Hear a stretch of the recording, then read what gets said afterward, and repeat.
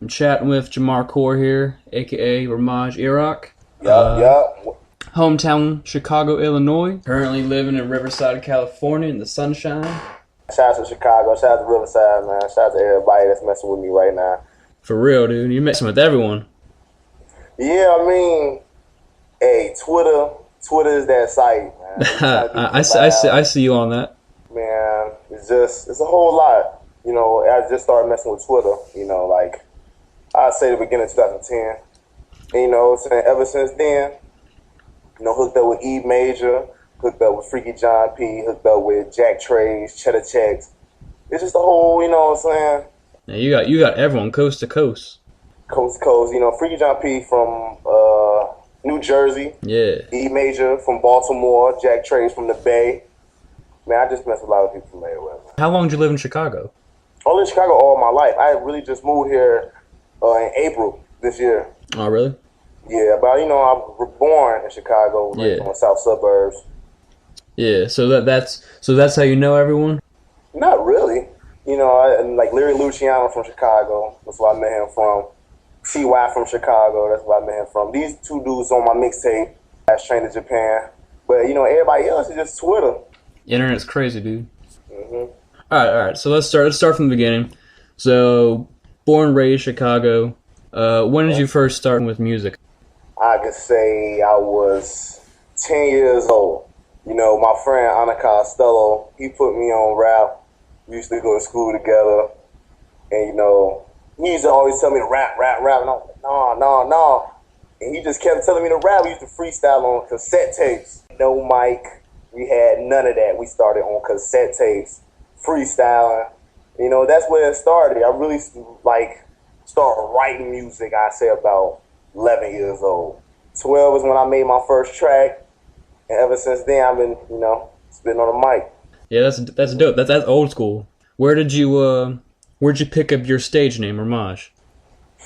Okay, it's a long story. Okay, my first rap name was JC. My initials for my real name. Yeah. So, you know, as time went on, I was like, you know, I need something new. And everybody used to call me Ignorant Lyrical, because I was just used to spit, just lyrical on every track. So I changed my name to Mr. Ill. And, you know, the I-L, everybody looked at it like, oh, Mr. Illinois. But no, the I-L meant Ignorant Lyrical. So I changed my name to Mr. Ill. And then I combined JC and Mr. Ill, which is a funny thing, because it was a long rap name. My rap name was JC, a.k.a. Mr. Ill. Yeah, a little too much. Yeah, it was too much. And I had that name for like a good 3 years.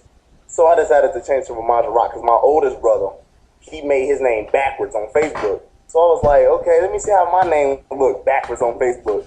And it came out Ramaj Eroc, and I was like, okay, that sounds kind of decent. So, hey, that's where my name came from. Oh, shit, I didn't even notice that, man. A lot of people don't notice it. People be hitting me up on Facebook like, I just noticed your name, your rap name is your real name backwards. I mean, clever. My name is right there. All right. So then, when was your first project? I know you came out with your mixtape, sort of like an EP, The Lobby, earlier this year. Was there anything before that? I mean, since I started rapping at 12, I released a few mixtapes. Oh, really? You know, it wasn't like to get bugged. You know, I was still in grade school, high school, so it was just stuff to release. But when I really got into rap, when I said I want to be a rapper, because I used to be a basketball player, but when I really said I wanted to be a rapper, it was when I released a little mixtape. It was Back on the Track Part 2. That's on the internet. That's under my stage name, JC, aka Mr. Ill. And then I released another one in 2009. That was called Long Story Short. It was right after I graduated high school. But you know what I'm saying? I didn't have the proper equipment, like good mics and all that, so the quality is kind of not so good. Then shortly after that, we've been supposed to move to California in October 2010. Because we was planning on going to New York. That was our first spot. But, you know, all this idea of moving around was Anna Costello's. So he decided to move to California. That was just for music, right? Yes. So once he moved, you know, everybody started, you know, planning on where they was going. So, you know, I decided to move to California with him with Detour. So ever since then, I say October, around that time, we were planning on moving. That's when I started on Last Train Japan. Speaking of Last Train Japan, where does the name come from? It builds off the lobby, but where did you get that name? I got the name Last Train Japan from Diddy. Because his album was Last Train to Paris. Yeah. And ever since I started rapping, Ana Costello did help me. He really started me to, MC. But Diddy, I can say, is my biggest inspiration. How do you feel about his Diddy Dirty Money going on right now? Oh, Diddy Dirty Money. I love the album, Last Train to Paris. I think that was a classic album. I think it was the best album of 2010. That's really the type of music that I really want to make. Like, I'm an MC. I'm a lyricist. I can make club. I can make anything. But that type of music that Diddy made on the album is the music that I want to make. And to add, just, my lyricism and all that into it. So I think Diddy Dirty Money, I think that's the group. That's the group. I really look up to them. I feel you on that. So that's where the name came from. And then you've released about 4 songs, I believe, off the tape right now. Yes. Last Train Japan, dropping July 15th. July 15th, that's the definite date this time. This was June 17th, but July 15th is the definite date. All right. What's your favorite song on the mixtape, whether you've dropped it or not? Ooh, my favorite song on the mixtape. That's kind of hard. I can say I like In the Morning, me and T.Y. And I like a song called Spend the Night. That's me, Ana Costello, and Seth Lucas. That song originated really Ana Costello's track, but I had to still let it was a good hit. Yeah. I had to take that from put it on my mixtape. I like that song. But my favorite, it got to be If We Try. Me, Lyric Luciano, and E Major. Yeah, that's a good one. I like that one. I like it. It's jazzy. It is, yeah. It's beautiful. It's like, I feel like that's something that can like win a Grammy. Because they have a real meaning, have a soulful beat. And hey, me, Lyric Luciano, E Major did our thing going, and I feel like that can be something that can really be played on the radio and around the world. That's something I really think about when I listen to your music. Like with the underground, like some of the stuff's a little raw. But when I listen to your stuff, you sound really, really smooth, really professional. And I've made the connection that sometimes when you do more of your singing, you sound a little more like Timbaland. I swear the first time I featured you, I remember I asked you if the hook on that song was original or what song you took it from, and you're like, "No, man, that's original." And that really took me back, because it was so good and it really sounded like it could be on the radio. Yeah, because the singing and all that, I started singing, I can say the end of 2009, and with all that, I made a single, Just Ride. That's on YouTube. That's not gonna be on the mixtape or anything. I had put that on YouTube. It was just my first song, my first R&B song, and it ended up getting 35,000 views. Oh shit. Yeah, so I was like, man, I'm gonna really try to pursue singing. So I really tried to sing. I don't really do it much, but I more so harmonize now. As you can hear on Shooting Star, which is featured on your blog. Mm-hmm. Let's March, I'm Lost. Them songs, I'm also harmonized. In the morning, I actually was singing on that one. But, I tend to harmonize more than sing. I'm trying to get back on the singing tip, try to do a little more R&B stuff. Mm-hmm. Mix it up a little bit. Right. All right, so what do you want people to take away from this tape? What was your goal in making this tape? My goal in making this tape, since I started rapping since I was 12, I want everybody to listen to it and not be like, okay, he's nothing but a gangster rapper. He's nothing but a lyrical rapper. He's nothing but a club rapper. I wanted people to listen to this and be, okay, he can make club songs. He also can make songs for the females. He also can make anything. That's what I want people to take away. I feel like every song with this mixtape can affect somebody's life. If they listen to If We Try, there's a lot of people with relationship. Boom, that can hit them. In the Morning, that song speaks for itself. People can relate to that. People can relate to Let's March, but that's just me rapping. That's just me showing you that I can make anything.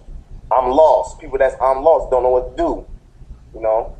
I just want every song from 1 to 17 songs to connect. If it don't connect to everybody, it at least connect to one person. Going back to all the collabs, because you've mentioned you work with T.Y., Freaky John P., Lyric Luciano, E Major, Vaughn, Jack Trades, Chet Checks, all these people. And I know you mentioned Diddy, so I'm kind of expecting that. But if you could do a collab with anyone, who would you want to work with? J. Cole. J. Cole never disappoint me on no record. No, he's impressive. Every record I listen to, he never disappoint me. Another person that I can just throw out there, I could say Kanye West. Yeah. He lately even making some crazy music, a lot of that bouncy music with Katy Perry, Rihanna. But I'm gonna work Kanye West. Those are respectable. Yeah, I like to hear those. Yeah, I mean, if I can get them by the end of this year, because I'm looking to collab with a lot of people. That's like, I got a lot of underground, like E Major ones that's on the mixtape, but I want to collab with at least somebody, not mainstream, because, it's going to be hard to get to Diddy. It's going to be hard to get to, like, 50 Cent. But, like, the people that's almost there, I could say Diggy, I want to work with Diggy. And, just artists that's almost there. The top level of the underground. Yeah, exactly. I feel you. That's Last Train to Japan, dropping July 15th. July 15th. Now, what I want to move on to is, you've mentioned a couple times, and I've mentioned on the site a couple times, your debut album. Ooh. Titled Finally, and you said it's supposed to be out early next year? Early, that's what I'm aiming for, early next year. And really, the title is like, finally. I finally made it. Finally, this is what I was born to do. And that's how it is. Do you think this is really going to put you on the map? Yeah. I feel like Last Train Japan should put me at a level where I deserve to be. Doing it all these years, I feel like Last Train Japan will really show everybody what brought me to this point. And to drop an album next year, beginning of next year, I feel like when people hear it, it's going to sound like Diddy Dirty Money. That's the only thing I'm going to say. It's going to sound like Diddy Dirty Money. But I can say when people hear that, they're going to know that I'm here to stay. I think people are going to be pleasantly surprised. If people have not caught on to you yet, they will for sure. Yeah. All right. So, anyone else going on besides J. Cole, Common, Mac, Wiz? Myself. What's usually on my, portable devices? I don't really have a lot of music. I usually, stay on datpiff.com, check out what's new, check out my competition. So I don't really have, a lot of music on my devices. You mentioned that you listen to yourself, which I imagine a lot of artists do. But how do you feel when you do that? Do you feel like I've come this far? Or is it like I'm just proud of myself? Like, how do you feel when you listen to yourself? It's more so because, I still got a lot of old stuff, on my phone that I listen to occasionally. And when I listen to that, I tend to like, okay, let me listen to a track off Last Train to Japan to see where I came. I do listen to admire myself, to see where I came from. But at the same time, I listen to certain songs like Let's March. We don't say Let's March. I listen to it and say, I could have did this better. I could have, used my breath control better. And on my future stuff, work on that. Yeah, take that into account. Yeah. So I do listen to it, to feel big-headed. But at the same time, I use it to, better my future projects. Yeah. Some constructive criticism. Exactly. Yeah. All right, Jamar. So, just wrap things up here. Last Train to Japan mixtape dropping July 15th. Can't say it enough. Yes. It's going to be a banger. AlwayNewMusik. We're sponsoring that. You'll see our logo on that. And if you have not heard of this guy, Ramaj Eroc, I highly, highly suggest you check him out on the website.